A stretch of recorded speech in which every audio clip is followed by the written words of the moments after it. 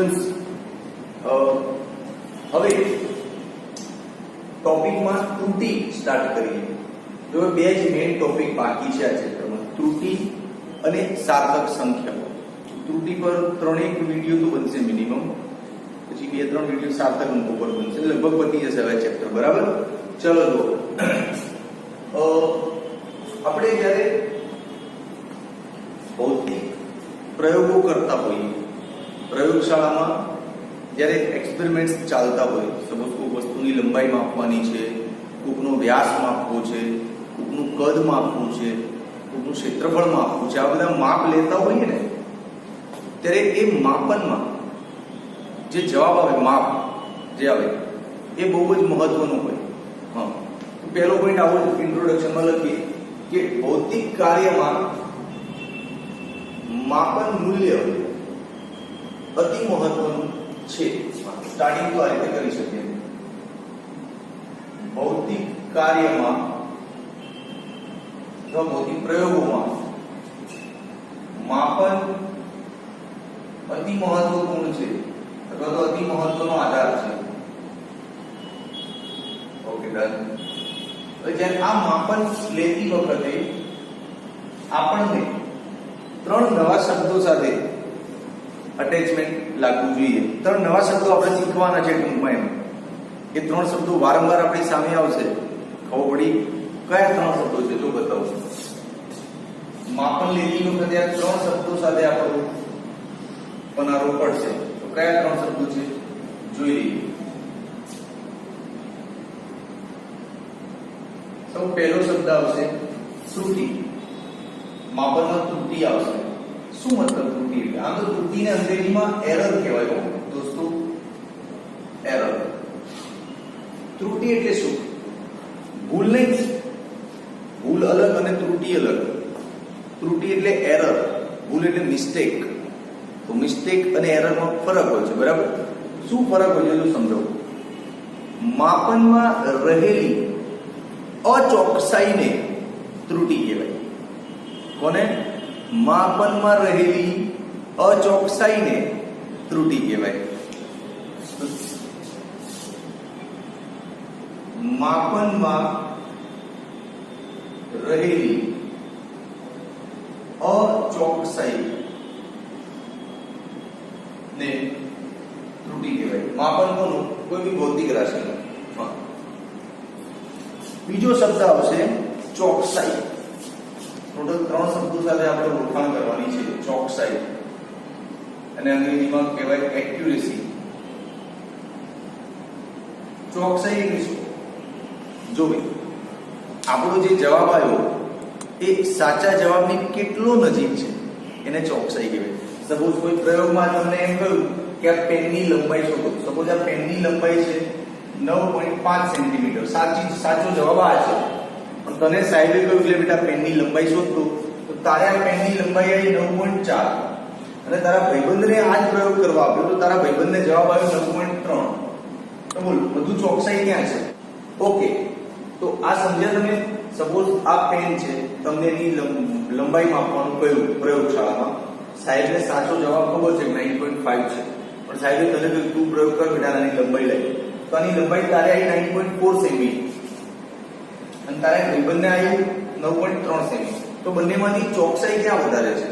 આ જવાબમાં, કેમ કે સાચા જવાબની બહુ નજીક છે. આ ખ્યાલ આવે? તો આ સાચા જવાબની કેટલું નજીક તારું માપન છે એને ચોકસાઈ કહેવાય. ક્લિયર ને? હા, ચોકસાઈ. પછી એક નવો શબ્દ છે સચોટતા. સચોટતા એટલે શું? સચોટતાને શીખવું પડશે. માપ લેવા માટે છે ને પ્રયોગશાળામાં અલગ અલગ સાધનો હોય. વર્નિયર કેલિપર્સ હોય, સ્ક્રૂ મીટર હોય, સ્ક્રૂ ગેજ હોય, ફૂટ પટ્ટી હોય, મીટર પટ્ટી હોય, ઘણા બધા સાધનો હોય. એમાં કેટલા વિભેદન પર તમે માપ લીધું છે એને સચોટતા કહેવાય. એના આધારે સચોટતા ડિસાઈડ થાય. કેટલા વિભેદન પર મીન્સ રિઝોલ્યુશન, એની સીમા કે ભાઈ એક સાધન છે, સપોઝ એની લિમિટ છે કે 0.1 સેન્ટીમીટર થી નાનું નહીં માપી શકે, તો બીજું સાધન છે કે 0.001 થી નાનું નહીં માપી શકે. ખ્યાલ આવે? આ બધી એમની લિમિટ કહેવાય કે આ સાધન છે આ 1 મીટરથી નાનું નહીં માપી શકે, તો એ મીટર એની લિમિટ થઈ ગઈ. તો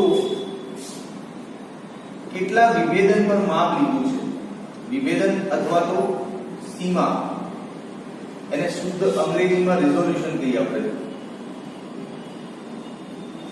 એને સચોટતા કહેવાય. સમજ્યા? નહીં સમજ્યા?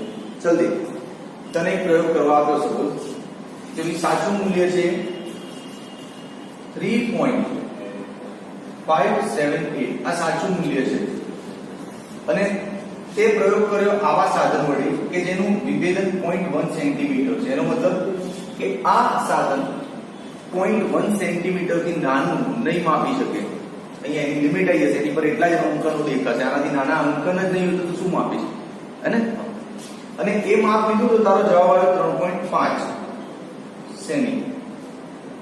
એટલે પોઈન્ટ પછી એટલે જ આંકડો માપી શકે છે, બીજો આંકડો નહીં મપાય એની અંદર. ઓકે, પછી આ જ પ્રયોગ બીજા એક સાધન વડે કર્યો જેનું વિભેદન છે 0.01 સેમી, અને એમાં તારો જવાબ આવ્યો 3.37 સેમી.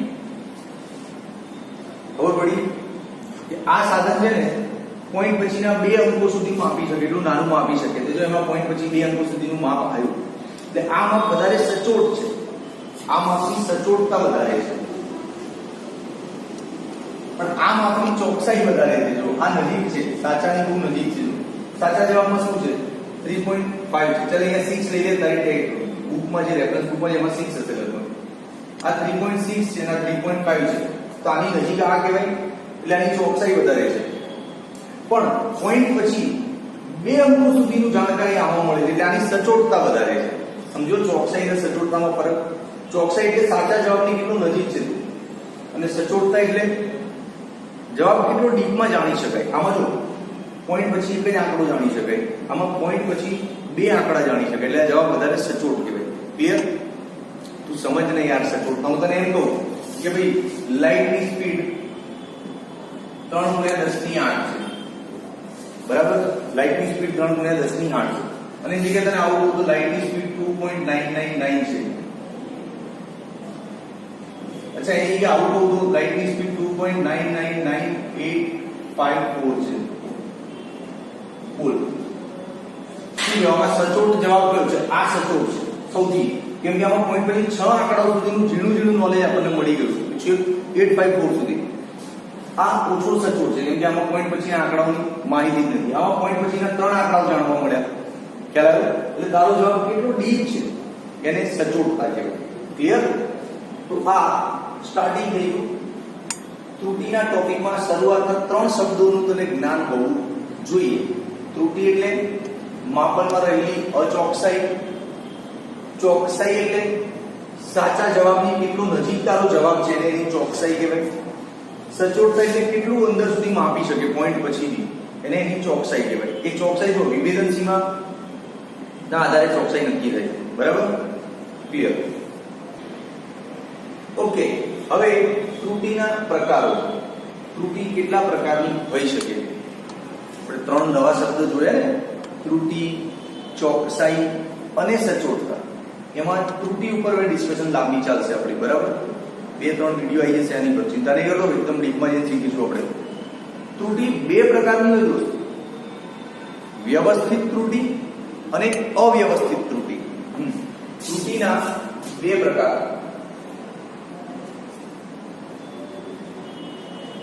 વ્યવસ્થિત ત્રુટિ અને અવ્યવસ્થિત ત્રુટિ. હું આને થોડું સાઈડમાં લઈ જઉં, જગ્યા જોશે ભણાવવા, અહીંયા લઈ જઉં. અવ્યવસ્થિત ત્રુટિ પેલા આ સમજાયું, નાનું છે એટલે મજા આવી જશે. હે, ચલો અવ્યવસ્થિત ત્રુટિ સમજાયું. અવ્યવસ્થિત ત્રુટિ એટલે તને ખબર જ ના હોય, પ્રયોગ કરતો હોય ને એ ટાઈમે તને ખ્યાલ જ ના હોય કે નેક્સ્ટ શું થવાનું છે, ને એવા કોઈ કારણના લીધે તારા જવાબમાં લોચો પડી જાય, ત્રુટિ આવી જાય, તેને અવ્યવસ્થિત ત્રુટિ કહેવાય. એટલે કે સપોઝ તું પ્રયોગ કરે છે અને અચાનક વરસાદ ચાલુ થઈ ગયો, અને સપોઝ લાકડાની લંબાઈ માપવાની છે, તો વરસાદના કારણે તરત ભેજ થઈ ગયું એટલે લાકડું છે ફૂલી જશે, તો તારા જવાબમાં ભૂલ આવશે, ત્રુટી આવશે ને. હા, તો આગાહી ન કરી શકે એવા કારણોથી જો ત્રુટિ ઉદ્ભવે તેને અવ્યવસ્થિત ત્રુટિ કહેવાય. સમજાય છે ને? કે તું લાકડાના ટુકડાની લંબાઈ માપવા બેઠો પ્રયોગમાં લેબમાં, અને અચાનક જબરજસ્ત વરસાદ ચાલુ થઈ ગયો અને વરસાદના કારણે ભેજ થઈ ગયું, લાકડું છે ફૂલી ગયું. તો આમાં તો તારી ભૂલ નહીં, પણ તને ખબર બી નથી કે આવી ભૂલ આવશે, કેમ કે તને આગાહી જ નથી કે વરસાદ થવાનો છે. બરાબર? તો આગાહી ન કરી શકાય એવા કારણોથી જો ત્રુટિ ઉદ્ભવે તે અવ્યવસ્થિત ત્રુટિ કહેવાય. આગાહી ન કરી શકાય તેવા કારણોથી ઉદ્ભવે એને અવ્યવસ્થિત ત્રુટિ કહેવાય. અચ્છા, અવ્યવસ્થિત ત્રુટિ બે પ્રકારની હોય, ધન પણ હોય અને ઋણ પણ હોય. એટલે એક જ દિશામાં ના હોય ત્રુટિ. એક જ દિશામાં એટલે તું પ્રયોગ કર, લાકડાની લંબાઈમાં, બરાબર, પહેલી વાર માપી, બીજી વાર માપી, 10-15 વખત તે માપી, એક જ લાકડાના ટુકડાની લંબાઈ 10 થી 15 વાર તે માપી, અને તું જોવે છે તારો પરફેક્ટ જવાબ ક્યાં દેખાય છે તને. તો આટલા બધા અવલોકનો કર્યા તે. અવલોકન મીન્સ તું પ્રયોગ કરીને જે જવાબ લાવે ને તારું અવલોકન કહેવાય. એ 10 થી 15 વાર પ્રયોગ કર એટલે 10 થી 15 વાર જવાબ આવશે. તો 10 થી 15 અવલોકન તારી પાસે હશે. એ બધા અવલોકનોમાં કોઈક જવાબ ધન બી હોઈ શકે ને, કોઈકમાં ધન ત્રુટિ બી આવી શકે ને, કોઈકમાં ઋણ ત્રુટિ બી આવી શકે. એટલે જવાબ વધારે બી આવી શકે ને ઓછો બી આવી શકે. તો બંને પ્રકારની ત્રુટિ એમાં તને દેખાય, એને કહેવાય અવ્યવસ્થિત ત્રુટિ. ક્લિયર? અવ્યવસ્થિત ત્રુટિમાં આટલું છે. હવે વ્યવસ્થિત ત્રુટિનું ડિપાર્ટમેન્ટ જરાક મોટું છે. આવી આવો કેમેરામેન દેખાય છે ને કમ્પ્લીટ? પર હું એકવાર સ્ક્રીન જોઈ લઉં તમારી કેવું દેખાઈ રહ્યું છે. બાજુમાં દિવાલનો ભેજ આવે, કેમેરા સામે સ્ટેન્ડ કરો, ત્રાસું કરો, પેલું બોક્સ લો. હા, નહીં જઈએ આપણે. ચાલો, ઓકે, કમ્પ્લીટ. હું પણ દેખાઉં છું વિડીયોમાં. હા, વ્યવસ્થિત ત્રુટિ. વારંવાર અવલોકનો કરીએ અને દરેક અવલોકનમાં જવાબ સાચા જવાબ કરતા જુદો આવતો હોય એને વ્યવસ્થિત ત્રુટિ કહેવાય. સંખ્યાબંધ અવલોકન એટલે કે ઘણા બધા અવલોકનો, સંખ્યાબંધ અવલોકનો લેતા જવાબ જુદા આવે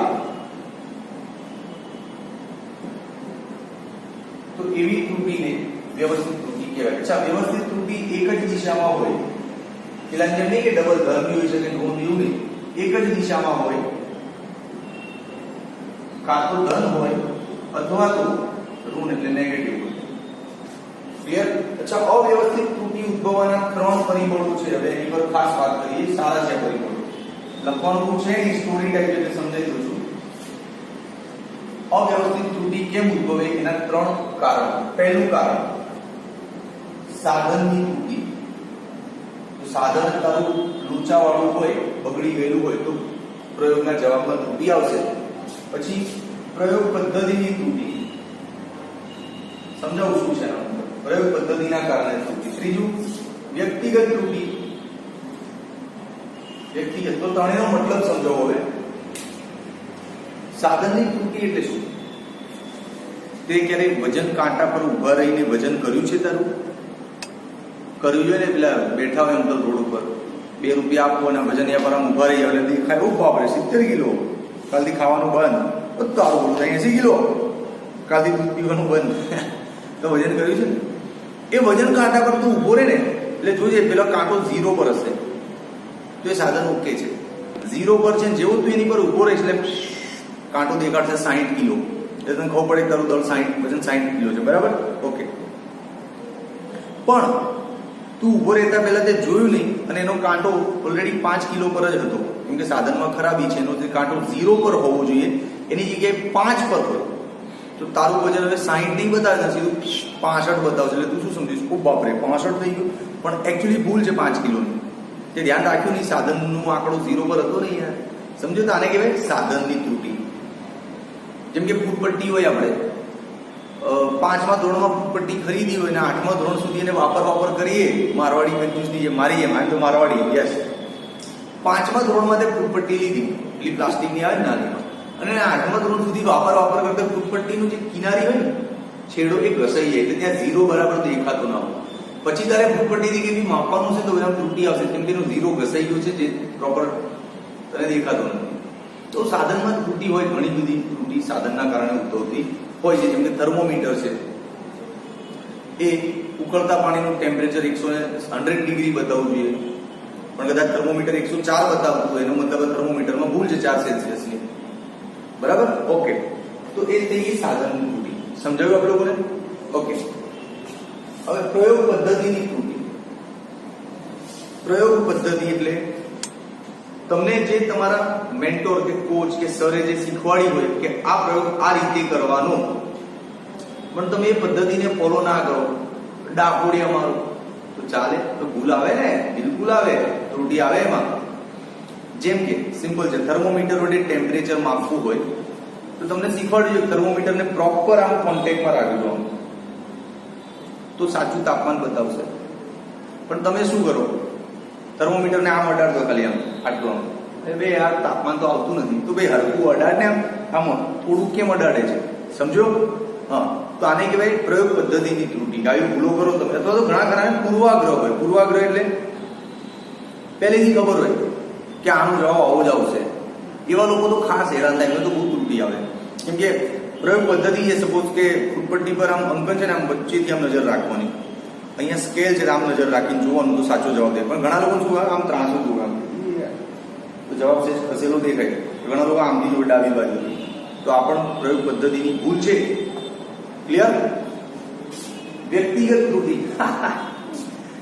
વ્યક્તિગત ત્રુટી એટલે વ્યક્તિ જ લોચા વાળો હોય. ડાકોડિયા મારતા પ્રયોગ કરતો એમ ત્યાં જોવે હા આનંદ, તો અહીંયા ભૂલ પડી જાય, આનંદ લેવાની ચાલુ પ્રયોગમાં. હા, મારે આવું થયું હતું 11th સાયન્સમાં. આનંદ લેવા ગઈ ને એમાં પ્રયોગમાં લોચો થઈ ગયો. જો બતાવું શું ઘટના છે. હાલ તો જો લોકડાઉન છે એટલે તમે લોકો સ્કૂલે ગયા નથી, તમને કોઈ જ પ્રયોગનો ખ્યાલ નથી. પણ અમારા વખતે એક પ્રયોગ આવતો ટાઇટ્રેશન કેમિસ્ટ્રીમાં. એ ટાઇટ્રેશનમાં અમે શું કરતા ખબર છે? એક આટલી કાચની નળી આવે એને પીપેટ કહેવાય, અને એક આટલું ફ્લાસ્ક આવે, આમ કાચનું જ બીકર હોય, એમાં કંઈક એજન્ટ ને સૂચકો ને એવું બધું મિલાઈ અને લિક્વિડ બનાવવાનું. પછી એને પીપેટ વડે ખેંચવાનું, ખેંચી અને અહીંયા આંગળી રાખી દેવાની. 10 ml જેટલું ખેંચ્યું પછી એને બીજામાં આંગળી છોડો એટલે મિલાઈ દેવાનું. આટલો પ્રયોગ હતો. હવે ખેંચવામાં છે ને ચાપતું ધ્યાન રાખવાનું તો મોઢામાં જતું રહે. હવે મારે થયું શું, લેબ હતી ને સ્કૂલમાં એની બાજુમાં બારી હતી અને બહાર લોબી હતી. તો યુ નો દેટ ઉંમર એ ઠોકરમાં આમ પીપેટમાં જેવું આમ ખેંચવાનું સ્ટાર્ટ કર્યું, નજર આમ બારી પર ગઈ. તો બારી પરથી આનંદ થયો બારીમાં જોવાથી. હવે શેનો આનંદ એવું બધું પૂછવાનું નહીં. હા, ભાઈબંધ દેખાઈ ગયો મારો. બસ મારો ભાઈબંધ દેખાય તેને આમ ખેંચતો હતો અને હાય સીધું અંદર સીધું લોચો થઈ ગયો. હા, એટલે વ્યક્તિગત ત્રુટી આવી જોઈએ નહીં. પ્લીઝ પ્રયોગ કરતી વખતે ડોન્ટ ડાકોડિયા ઇધર ઉધર, જસ્ટ ફોકસ ઓન ધ પ્રયોગ. તો વ્યક્તિગત ત્રુટી થઈ ગઈ. ક્લિયર? ઓકે, કમેન્ટમાં લખજો ભાઈ એવું ઇન્ટ્રોડક્શન ત્રુટીનું. બરાબર? ચલો, comment, share, subscribe and like યાર. બાય. હાય બચ્ચા લોગ, કેમ છો? મજામાં? ત્રુટી પર એક વિડીયો પત્યો છે. આજે આ બીજો વિડીયો લઈએ છીએ. બરાબર? સારો લેક્ચર છે, મજા આવશે. પણ આમાં થાય છે શું કે ત્રુટી છે ને થોડુંક બાળકોને બોર કરે છે. કેમ બોર કરે? કે શબ્દો બધા નવા છે. તમે પહેલી વાર સાંભળો છો. આવા શબ્દો તમે બહુ સાંભળ્યા ન હોય એટલે તમને નવા શબ્દો દેખાય ને તેમ તાનો મતલબ શું થશે. તો હું પૂરો ટ્રાય કરીશ કે તમને બધા નવા શબ્દોનો અર્થ સમજાવીને ધીમે ધીમે લઈ જઈએ. ઓકે, પતાઈ નાખવું એ જરૂરી નથી, તને આવડે એ જરૂરી છે. એટલે થોડુંક સ્લો રહેશે મસ્તમ. ચલજો, ત્રુટીમાં વિડીયો નંબર 2 છે. આજે બીજો લેક્ચર છે. આ પ્રશ્ન એવો છે કે ત્રુટીનો અંદાજ એટલે શું? ત્રુટીનો અંદાજ એટલે શું? તેની રીતો જણાવો.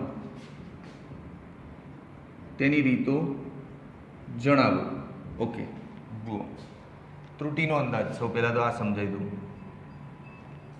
આપણે અવલોકન કરીએ. તમે એટલું સમજો કે તમે જ્યારે પ્રયોગશાળામાં જશો ત્યારે મારો આ ટોપિક તમને બહુ કામ લાગશે. પ્રયોગશાળામાં જશો ને એટલે તમને સાહેબ એમ કહેશે કે આ પેનની લંબાઈ શોધી લાવો. ત્યાં સાધન પડ્યા જ હશે જાત જાતના. એ સાધન વડે આની લંબાઈ શોધવાની અથવા કોઈ નાના ગોળાની ત્રિજ્યા વ્યાસ શોધવાનું, એ બધા સાધનો વડે કંઈકનું કંઈક શોધવાનું કહેશે. તો ધારો કે તમને આ પેનનું લંબાઈ શોધવાનું કહ્યું. આ પેનની લંબાઈ માટે તમે 2 વાર 4 વાર 5 6 વાર અવલોકન લેશો. હા, પહેલા અવલોકનમાં જવાબ આવશે સપોઝ 2.1, બીજી વારમાં જવાબ આવશે 1.9, ત્રીજી વારમાં જવાબ આવશે 2.3. આવા અલગ અલગ જવાબ આવશે. એ બધા અવલોકનોમાં જે મહત્તમ ત્રુટિ છે એ મહત્તમ ત્રુટિને એનું જે ફાઇનલ આન્સર આવશે ને કે સાહેબ આ પેનની લંબાઈ આટલી જો, હા, જે ફાઇનલ આન્સર આવશે બધા અવલોકનો બધું કર્યા પછી, ગણિત કર્યા પછી છેલ્લે તું સાહેબ જોડે જઈશ ને કે સાહેબ લો મારો જવાબ આ છે, તો એ જે એને કહેવાય પ્રાયોગિક પરિણામ, પ્રયોગનું છેલ્લું પરિણામ.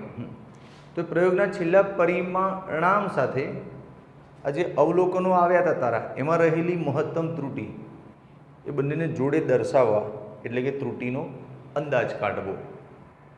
વ્યાખ્યા સમજાઈ? શું કે અવલોકનોમાંથી મહત્તમ ત્રુટિ લઈ પ્રાયોગિક પરિણામ સાથે એને દર્શાવવું એટલે કે ત્રુટિનો અંદાજ કાઢ્યો એવું કહેવાય. તો ચલો વ્યાખ્યા લખી આપું. અવલોકનોમાંથી મહત્તમ ત્રુટિને પ્રાયોગિક પરિણામ સાથે દર્શાવવું એટલે કે ત્રુટિનો અંદાજ કાઢવો. ક્લિયર? આ થઈ ગઈ વ્યાખ્યા. હવે આનો મતલબ હજી સમજાયું નહીં તો તને સમજાવું છું.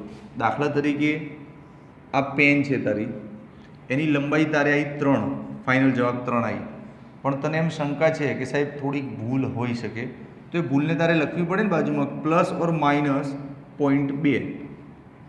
હા, એનો મતલબ કે મારો જવાબ 3 તો ફાઇનલ છે પણ 3માં 0.2 જેટલો વધારે બી હોઈ શકે અને કદાચ 0.2 જેટલો ઓછો બી હોઈ શકે સાહેબ.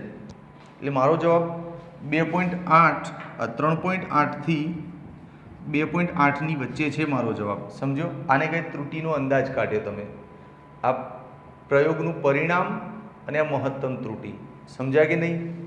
આપણે નહીં જવાબ આપતા કોઈને કે આ 100 રૂપિયા છે પણ રૂપિયો 2 રૂપિયા આગા પાછા હશે, આગા કે પાછા 2 રૂપિયા વધારે કે 2 રૂપિયા ઓછા. ક્લિયર નહીં ને? હા, એટલે આપણે કહેતા ને કે 100 રૂપિયા છે પૂરા, આ સિક્કાઓ લઈ લે 100 રૂપિયાના, પણ રૂપિયો 2 રૂપિયા આગા પાછા હોય. સમજો? આ એ વસ્તુ છે. ક્લિયર? પ્રાયોગિક પરિણામ અને આ ત્રુટિનું મહત્તમ ત્રુટિ. ઓકે, ચાલો હવે ત્રુટિનો અંદાજ કાઢવાની રીતો. ત્રુટિનો અંદાજ કાઢવાની રીતો કઈ કઈ છે? સૌ પહેલી રીત છે નિરપેક્ષ ત્રુટિ શોધવી. બહુ સારો ટોપિક, સારી વસ્તુ છે. નિરપેક્ષ ત્રુટિ શીખવામાં તને મજા પણ આવશે. શું છે નિરપેક્ષ ત્રુટિ? પ્રયોગનો જવાબ ફિક્સ જ હોય પહેલેથી. સાહેબે તને કહ્યું હોય કે આ પેનની લંબાઈ શોધ, એટલે તને સાહેબને ખબર જ હોય કે આ પેનની લંબાઈ 4 સેન્ટીમીટર છે, પણ તને શોધવાનું કે એટલે તું લઈને આવે 3.9, કોઈક છોકરો લઈને આવે 3.8, કોઈકનો જવાબ આવે 4.2. આ બધાના અલગ અલગ જવાબ આવે ને, એટલે અલગ અલગ અવલોકનો કહેવાય આને. બરાબર? તો આ બધા વ્યક્તિગત અવલોકન કહેવાય કે એક છોકરાનો આવો જવાબ આવ્યો, બીજા છોકરાનો આવો જવાબ આવ્યો, ત્રીજા છોકરાનો આવો જવાબ આવ્યો. આ બધા વ્યક્તિગત અવલોકન, પર્સનલ આપણા અવલોકન. પણ જબ કે સાચું મૂલ્ય શું હતું? 4. હે ને? હા. તો સાચા મૂલ્યમાંથી વ્યક્તિગત અવલોકનને બાદ કરો અને જે જવાબ આવે ને એને કહેવાય નિરપેક્ષ ત્રુટિ. સપોઝ 4માંથી આને બાદ કર 4 - 3.9 તો જવાબ આવ્યો 0.1. તો આને કહેવાય પહેલા વ્યક્તિએ જે પ્રયોગ કર્યો હતો ને એમાં આવેલી નિરપેક્ષ ત્રુટિ, એવું આને કહેવાય કે જે પહેલો છોકરો પ્રયોગ કરી લે ને એમાં ત્રુટિ કેટલી આવી? 0.1ની આવી. તો દેખાય છે ને 4 હતો જવાબ ને એને આવ્યો 3.9, તો 0.1ની જ ત્રુટિ દેખાય ને. હા, પછી ફરી આને 3.8 બાદ કરો એટલે જવાબ આવ્યો 0.2. તો બીજા વ્યક્તિના અવલોકનમાં નિરપેક્ષ ત્રુટિ કેટલી આવી? 0.2. એ રીતે ત્રીજા વ્યક્તિને પણ ખ્યાલ આવ્યો. પણ ત્રીજા વ્યક્તિમાં શું ઓછો થશે ખબર છે? 4 - 4.2 એટલે જવાબ આવશે -0.2. પણ આ નિરપેક્ષ ત્રુટિ ઋણ ના હોય ક્યારેય, ઋણ ના હોવી જોઈએ ભાઈ, ધન જ હોવી જોઈએ. તેની માટે શું કરવાનું? આ જે તફાવત કર્યા ને બધાના, હા, એને આમ માનાંકનું ચિહ્ન આપી દેવાનું. એટલે માનાંકના કારણે શું થાય? આ માઇનસ જતો રહે ને જવાબ પ્લસ થઈ જાય. તો ખબર હશે ને તમને કે માનાંકનું ચિહ્ન લગાવવાથી વસ્તુઓ પ્લસ થઈ જાય છે, આંકડાઓ. ઓકે, તો આ છે નિરપેક્ષ ત્રુટિની સમજ. હવે એની વ્યાખ્યા શું? તો આ શું છે? સાચો જવાબ. અને આ શું છે? વ્યક્તિગત અવલોકનો. તો પડી ગઈ ને કે સાચા મૂલ્ય અને વ્યક્તિગત અવલોકનના મૂલ્યના તફાવતને, તફાવત નહીં, ધન તફાવત, તમે માનાંક મૂક્યો ને એટલે ધન થઈ જાય જવાબ. તો કેવું? ધન તફાવત. હા, તો સાચા મૂલ્ય અને વ્યક્તિગત મૂલ્યના ધન તફાવતને તે અવલોકનની નિરપેક્ષ ત્રુટિ કહે છે. Very good. તો ચલો વ્યાખ્યા લખી દઈએ આની. સાચા માપન અને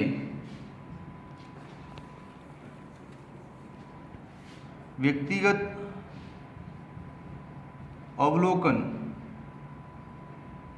ના ધન તફાવતને નિરપેક્ષ ત્રુટિ કહે છે. નિરપેક્ષ ત્રુટિ કહેવાય. ક્લિયર?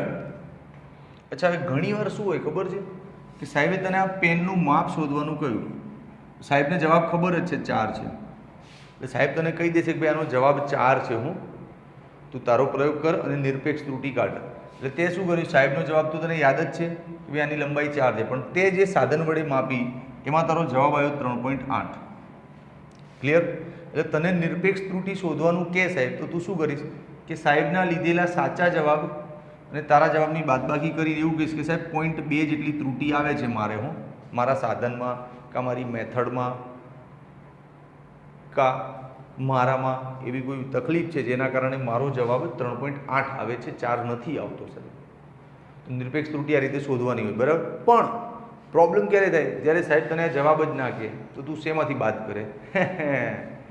जब आपको इसका सही आंसर पता ही नहीं है तो आप इसको बाद कहाँ से करेंगे? तब प्रॉब्लम होगा. हाँ, तो उसका भी रास्ता है. तारे શું કરવાનું? 4-5 અવલોકન લઈ લેવાના. જો બતાવું, પહેલી વારમાં જવાબ આવ્યો 3.8, બીજી વારમાં 3.7, ત્રીજી વારમાં 3.9 અને પછી આવ્યો 4.1. આ બધા જવાબની સરેરાશ કાઢવાની. સરેરાશ એટલે પ્લસ કરી અને ભાગ્યા 4. તો આ જે આવે ને એ તારું સાચું મૂલ્ય સમજી લેવાનું. તારે સાહેબ ના કહી દે કે 4 છે તો કંઈ ગભરાવાનું નહીં. તું જાતે 3-4 વખત પ્રયોગ કરવાના અને એનું સરેરાશ કાઢવાનું અને એ જે જવાબ છે ને એને પકડી રાખ, એ સાચું મૂલ્ય છે. પછી એ સાચા મૂલ્યમાંથી વારંવાર દરેક અવલોકનને બાદ કરજે અને નિરપેક્ષ ત્રુટિના જવાબ લાવજે. સમજાય છે ને? બહુ ક્લિયર? હા, એકચ્યુઅલી આ ભણાવવામાં મને બહુ બીક લાગતી હોય છે. ક્યારેક આવું કંઈ તમે લેબમાં ગયા નહીં હજી લોકડાઉનના કારણે, તમને બધી ખબર પડે ના પડે, સમજો. તો અહીંયા એક નોંધ લખી દઈએ ને, શું કે જો આ સાચું માપન ન જાણતા હોઈએ તો લીધેલા અવલોકનોની સરેરાશ લાવી દેવી, એ સરેરાશને જ એ ટાઈમે સાચું મૂલ્ય સમજી લેવાનું. હા, તો લખી દો કે સાચું મૂલ્ય ન જાણતા હોઈએ તો અવલોકનોની સરેરાશ લેવી અને એને જ સાચું મૂલ્ય સમજવું. ક્લિયર? તે તો ખબર પડી ગઈ કે સાચું મૂલ્ય અને સરેરાશનો મતલબ એક જ થાય. સાચું મૂલ્ય જો સાહેબ કહી દે તો ઠીક છે, ના કે આપણે સરેરાશ લાવવું પડે. ક્લિયર? બીજી એક ખાસ નોંધ, નિરપેક્ષ ત્રુટિ હંમેશા ધન હોય, ઓલવેઝ પોઝિટિવ. ચલો ડન. નિરપેક્ષ ત્રુટિના ઇન્ટ્રોડક્શનમાં આટલા મુદ્દા બહુ છે. હવે નિરપેક્ષ ત્રુટિનું એક એક્ઝામ્પલ આપું. ઓકે, હવે નિરપેક્ષ ત્રુટિનું એક એક્ઝામ્પલ સમજાવું તમને. ધારો કે એક પ્રયોગ કર્યો તમે અને એમાં તમે અવલોકન લાયા, અલગ અલગ 5-7 વખત કર્યો, n વખત કર્યો અને બધા જવાબ લાયા. એ અવલોકનોના નામ આપી દઈએ A1. ધારો કે પ્રાયોગિક અવલોકનો શું લઈ લઈએ? A1, A2, A3 up to AN. આ પ્રાયોગિક અવલોકનો લઈ લીધા, બરાબર. હવે આનું સાચું મૂલ્ય નહીં ખબર. જેમ પેલામાં સાહેબે કહી દીધું હતું ને કે આ પેનની લંબાઈ 4 છે, ભાઈ કોકને 3.8, કોકને 3.9 એવા જવાબ આવ્યા હતા. પણ એ જે 4 સાહેબે કહી દીધું હતું સાચું મૂલ્ય, એ સાચું મૂલ્ય આ વખતે આપણને ખબર નથી. તો શું કરશું? તો હમણાં તો શીખવાડું, સાચું મૂલ્ય ના ખબર હોય તો આ બધાની સરેરાશ કરી નાખવાની દોસ્ત. ચાલ, સૌ પહેલાં તો શું કરીશું? સરેરાશ કરીશું. સરેરાશ મૂલ્ય આમ દર્શાવાય ને સરેરાશને. હા, આ બધાનો સરવાળો ભાગ્યા કુલ કેટલા અવલોકનો છે, 1, 2, 3 અપ ટુ n, તો ભાગ્યા n. આ રીતે તને સરેરાશ મૂલ્ય મળી જાય. ક્લિયર? ઓકે. હવે નિરપેક્ષ ત્રુટિઓ કાઢીએ. ચલો,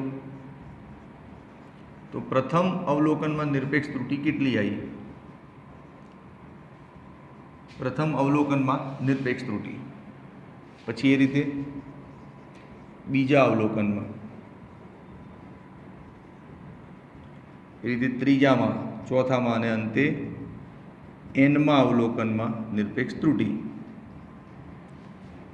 nમાં અવલોકનમાં નિરપેક્ષ ત્રુટિ. ક્લિયર? ચલો, પહેલું અવલોકન જે લીધું એ આ હતું. તો આપણે નિરપેક્ષ ત્રુટિની સમજ શું હતી એ બહુ પાછળ જોવાનું નહીં, બટ અહીંથી જ સમજી લેવાનું કે નિરપેક્ષ ત્રુટિની સમજ એવી છે કે સાચા મૂલ્યમાંથી તારા અવલોકનને બાદ કર એટલે ભૂલ પકડાય.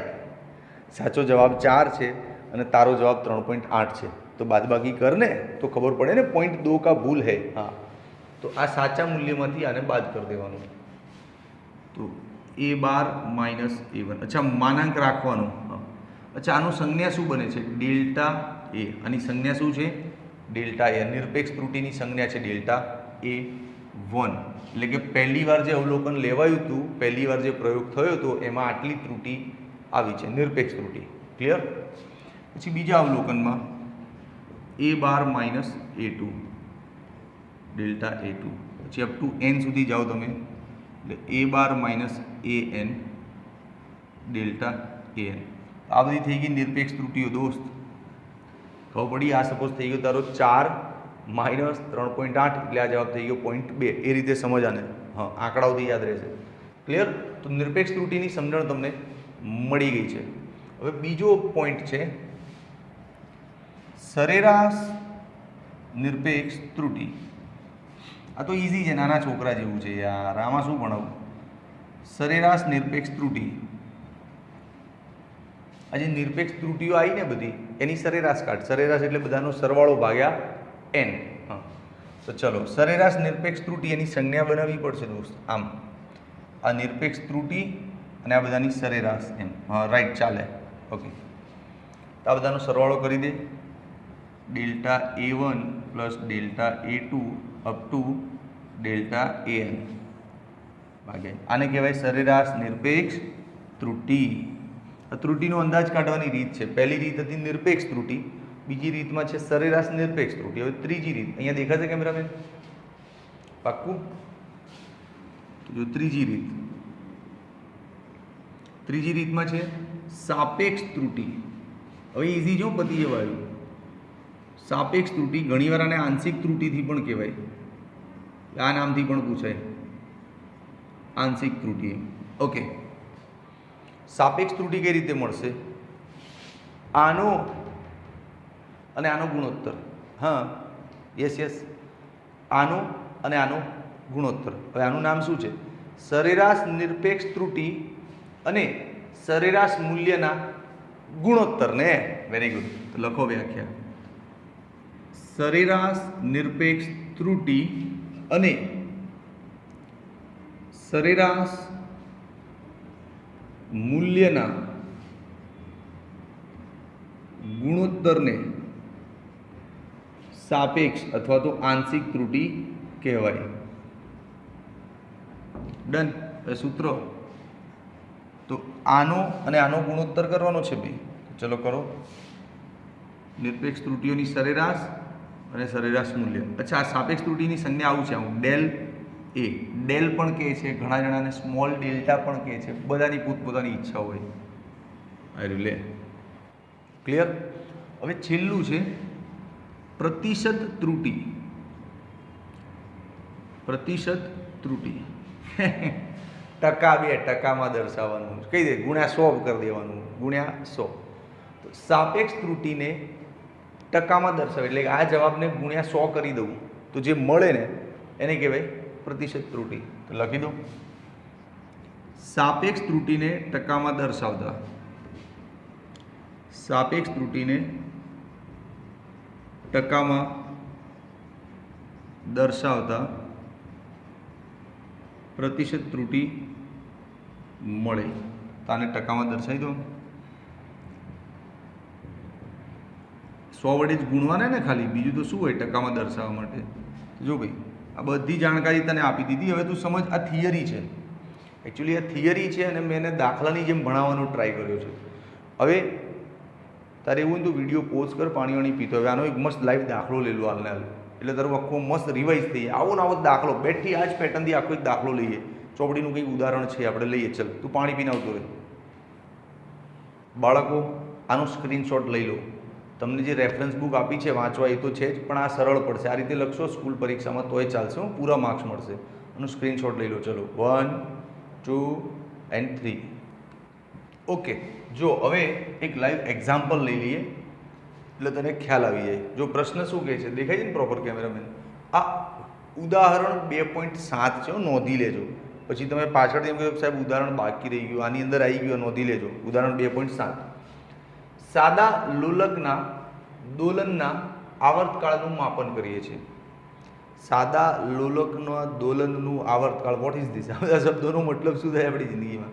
હવે સાદું લોલક એટલે આને કહેવાય. આમ દોરી પર એક ગોળો લટકતો હોય ને, આમ એક ગોળો આમ આમ દોલન કરે ને, આમ ઝૂલા ખાય, આમ આમ આમ આમ દોલન કરતો હોય. તો અહીંથી નીકળે સપોઝ અને આમ જઈને પાછો અહીંયા આવે, એને કહેવાય એક આવર્તકાળ. શું કહેવાય ને?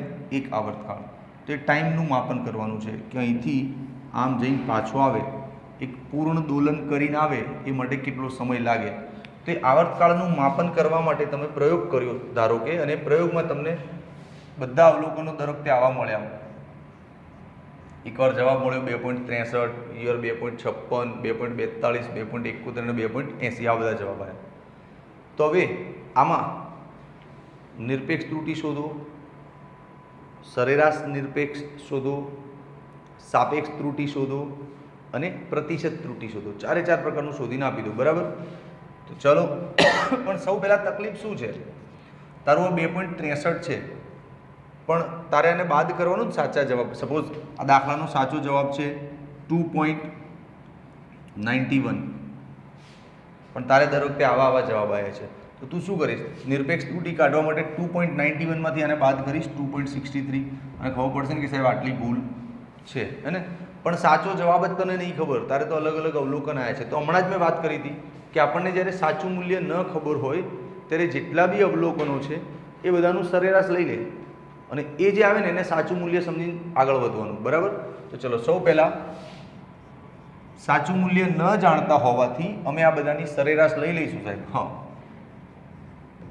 સરેરાશ મૂલ્ય, ચલો એને નામ આપીશું A12. આ બધાનો સરવાળો કર. 2.63 પ્લસ 2.56 પ્લસ 2.42 પ્લસ 2.71 પ્લસ 2.80 ભાગ્યા 5. જો તો જરા શું આવે છે ફટાફટ. ચાલ કેલ્ક્યુલેટર લે. મારા કરતાં પહેલાં તારું આવે છે કે નહીં આવતું? ચાલ ઓરે અંચાઈ નહીં કર, મારું કેલ્ક્યુલેટર ચાલુ થવા દે. હા ચાલ સ્ટાર્ટ. 2.63 એ યાર 63 પ્લસ 2.56 પ્લસ 2.42 પ્લસ 2.71 પ્લસ 2.80 13.12 લે આવી ગયું મારું જો 13.12 ભાગ્યા 5 13.12 ભાગ્યા 5 એટલે આવશે 2.624 આ આંકડાને એવોઇડ કર તો આ જવાબ થાય તો સરેરાશ આવર્તકાળ શું આવે તારો 2.62 સેકન્ડ લગભગ આવે ક્લિયર હવે આને સાચો જવાબ સમજ અને નિરપેક્ષ ત્રુટીઓ કાઢવાનું ચાલુ કરી દે તો નિરપેક્ષ ત્રુટી માટે કેમેરામેન અહીંયા દેખાશે ચલો આવી જાઓ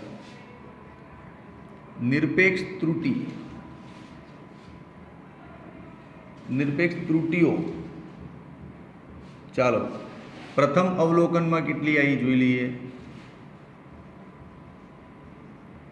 પ્રથમ અવલોકનમાં પછી બીજા અવલોકનમાં કેટલી આવી હા ટોટલ 5 અવલોકન છે તો ત્રીજા અવલોકનમાં કેટલી આવી ચોથા અવલોકનમાં કેટલી આવી ચોથા અવલોકનમાં અને પાંચમા અવલોકનમાં કેટલી આવી જોઈ લો જોઈએ શાંતિથી રાખવી લખવા દે બધું હા ચાલ નિરપેક્ષ ત્રુટીનું સંજ્ઞા શું છે આમ ડેલ્ટા A1 રાઈટ પણ અહીંયા આવર્તકાળ છે તું ટી નામ આપે તોય ચાલે ડેલ્ટા T1 ચાલે પણ મેં એ આપી દીધું તો હું એથી ગણીશ તારે ટી લખવું તો ટી લખજે નિરપેક્ષ ત્રુટી કઈ રીતે કાઢીશું આ તારું પહેલું અવલોકન છે એને સરેરાશમાંથી બાદ કરવાનું વેરી સિમ્પલ ચાલો તો માનાંક રાખવાનું આ સરેરાશમાંથી પહેલું અવલોકન બાદ કરો આ રીતે પહેલું નિરપેક્ષ ત્રુટી આવશે પછી અહીંયા બીજી નિરપેક્ષ ત્રુટીમાં ફરીએ જ 2.62માંથી 2.56 ને બાદ કરો હા પછી ત્રીજું શું આવશે 2.62માંથી 2.42 ને બાદ કરો હા પછી ચોથું શું આવશે 2.62માંથી 2.71 બે યાર બહુ મજૂરી થાય છે પાંચમા અવલોકનમાં શું થશે 2.62માંથી 2.80 ને બાદ કરો હા ચલો બાદ કરી કેમેરામેન દેખાય છે ને અહીંયા હા ઓકે ચલો આનું કેલ્ક્યુલેટર મારો શું હશે 0.01 માઇનસ રહેશે પણ માનાંક છે એટલે ધન થઈ જશે પછી આનું શું આવશે લે 0.06 આવશે 56 57 58 59 60 61 62 6 આવે હા બરાબર છે 42 થી 62 આવશે 20 62 થી 71 આવશે 9.09 અને આમાં આવશે 0.18 તું જોજે ભાઈ ગણતરીમાં તારા હાથમાં કેલ્ક્યુલેટર તે રીતે કરજો કદાચ ભૂલ આવે તો ઉતાવળમાં તો ભણાવવાનું પ્રેશર બહુ હોય ને કેમેરાની બીક બહુ હોય એટલે કેમેરા ફિયરના કારણે ઘણીવાર આંકડા ઊંધા સીધા લખાઈ જતા હોય છે ચલો આ નિરપેક્ષ ત્રુટીઓ તો આવી ગઈ બધી હવે નેક્સ્ટ સરેરાશ નિરપેક્ષ ત્રુટી યસ આ જેટલી બી ત્રુટીઓ લાયા ને નિરપેક્ષ ટાઈપની એ બધાનું સરેરાશ કાઢો એને કહેવાય ડેલ્ટા એ નિરપેક્ષ અને આ થઈ ગઈ એની સરેરાશ આમ ચાલો આ બધાનો સરવાળો કરો 0.01 0.06 0.20 0.09 0.18 કેટલા અવલોકન છે 1 2 3 4 5 તો ભાગ્યા 5 ચાલ કે વંચાઈ નહીં કરું બરાબર કેલ્ક્યુલેટર ચાલ સ્ટાર્ટ 1 2 3 0.01 પ્લસ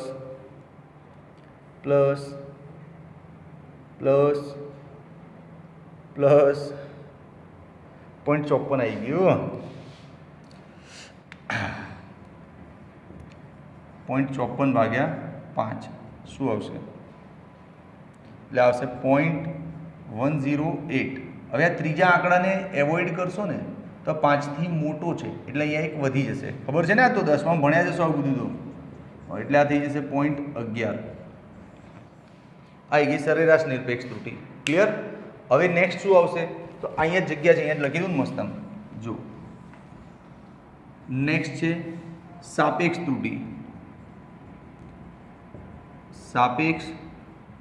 ત્રુટી સાપેક્ષ ત્રુટીમાં શું હતું આનો અને આનો ગુણોત્તર હતો રાઈટ તો ચલો સંજ્ઞા હતી આવી delta A bar upon A બાર એટલે 0.11 ભાગ્યા 2.62 એ કેલ્ક્યુલેટર પર ચેન્જ કર ચલ 1 2 3 0.11 ભાગ્યા 2.62 0.04198